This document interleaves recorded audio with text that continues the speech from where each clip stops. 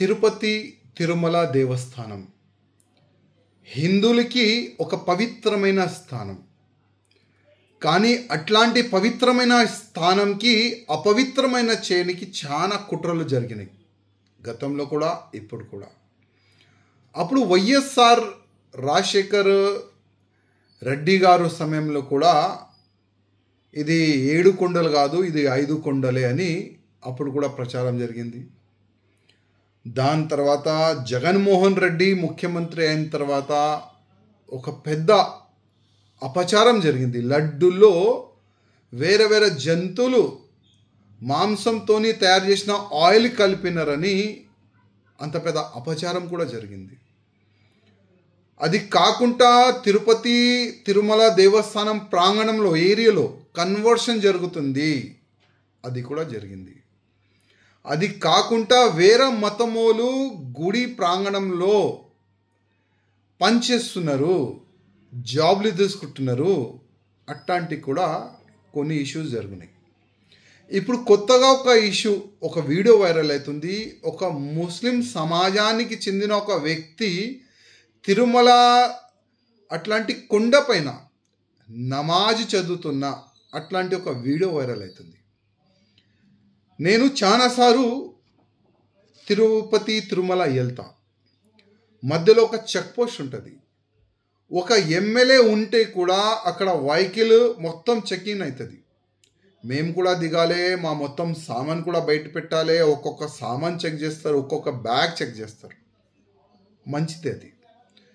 కానీ ఇప్పుడు మా ముఖ్యమంత్రి గారు చంద్రబాబు నాయుడు గారికి, అదేవిధంగా టీటీడీ చైర్మన్ గారికి ఒక రిక్వెస్ట్ చేయాలనుకుంటున్నా.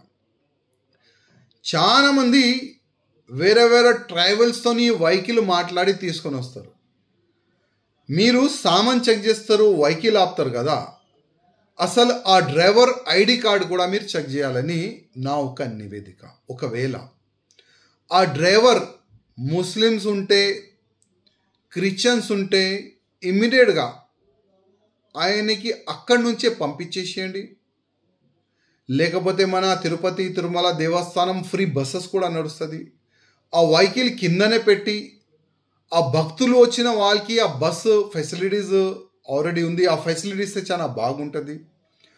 అదేవిధంగా దీనికి ఒక ప్రచారం చేస్తే చాలా బాగుంటుంది. బ్యానర్ పరంగా కానీ, మీడియా పరంగా కానీ, సోషల్ మీడియా పరంగా కానీ.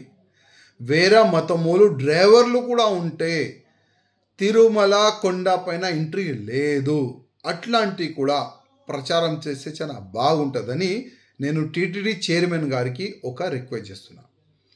ప్రతిసారి మనం చూస్తున్నాం తిరుపతి తిరుమల దేవస్థానమే టార్గెట్ అవుతుంది. ఎందుకంటే యావత్ భారతదేశం కాకుండా యావత్ ప్రపంచం నుంచి శ్రీ వెంకటేశ్వర స్వామి భక్తులు వస్తారు, దర్శనం చేసుకుంటారు. అక్కడ నుంచి హిందుత్వం స్ట్రాంగ్ అవుతుంది, హిందూ ధర్మం పట్ల ప్రచారం అవుతుంది మంచిగానే.